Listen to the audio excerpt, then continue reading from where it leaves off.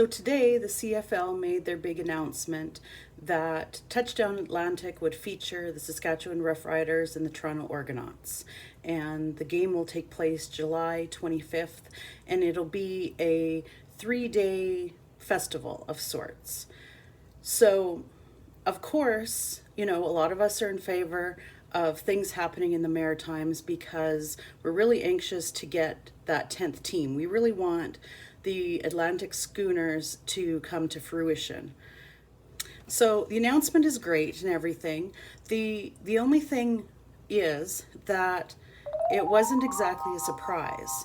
So yesterday, the CFL announced that today there would be a press conference. Today's Thursday, and there would be a big CFL announcement. And so that's great, but we already knew what it was going to be. So there had already been reports from Dave Naylor and a few other CFL people, basically saying what this was going to be. So I don't know. Did anybody actually tune into the press conference today? I actually don't know if it was streamed live anywhere for fans to watch or not.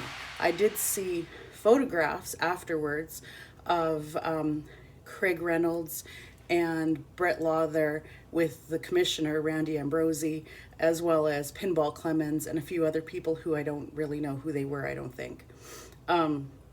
So that's all great press. I just kind of wish that some things were kept secret, because when we already know what's going to happen, it kind of takes away all of our emotion from the big announcement. So there's such a race to be first and post all kinds of news that lots of people on social media will say to you, well, I learned about this somewhere else, or this was on another page. And it's like, well, does it really matter who's first as long as we share the news? Okay, so then I started thinking, wow, maybe a holiday to the Maritimes in July might be a fun idea. One would hope that maybe Roughrider season ticket holders and Argonaut season ticket holders would get first crack at buying a ticket or something like that. That would be a nice promotion to have. So I did some quick Googling just to find out how much it would cost to travel from my home here in Saskatoon to Halifax. So I just made like a random Google, how much does it cost? And for, I think it was like cheaptickets.com or something like that, one of those travel sites or whatever. Round trip was $629. That was for one person. So, of course, I would not likely go alone. I would probably want my husband to go with me since we go to games together. I wouldn't want to. Some wives want to go on holidays with their husbands, but I don't. I like spending my time with him, believe it or not. So, then I thought, well, how much does a hotel cost? And I was really surprised that the hotel prices seemed to be really reasonable. But then I also remembered it's January. So they're quoting me like prices for if I travel today and stayed today, which I wouldn't be doing because they just had that big blizzard in the Maritimes and Newfoundland and everything, right? So then I'm thinking, okay, July is peak season, isn't it? That's when that would be their big tourist season. So I could probably count on the hotel prices probably doubling or tripling, and who knows what a flight would cost at that point. So the likelihood of the average fan, and I kind of consider myself an average fan because I don't live in Regina, I live in Saskatoon, right? So it's not like I get to participate in everything Roughriders. It's kind of priced me out. So if you get the chance to go, I think that would be a wonderful experience, and I would love to hear all about it.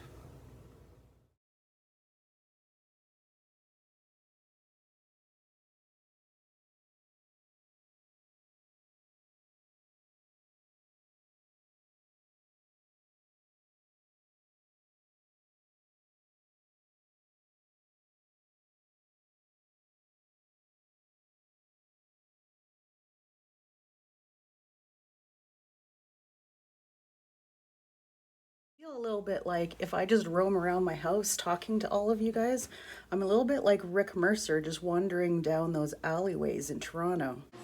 Okay, so as I was editing my video talking about Touchdown Atlantic, I received an email. And here it is announcing the big day, July 25th, Halifax, Nova Scotia, Touchdown Atlantic at St. Mary's University. Get ready to invade Nova Scotia, it says. And leading up to the game, there will be a 3-day outdoor festival on Argyle Street featuring music parties and lots of family-friendly fun. Tickets go on sale in late February. So there are the details. So I made the decision that in 2020, I'm no longer going to be doing any power ranking or power grouping like I have been the last couple of years.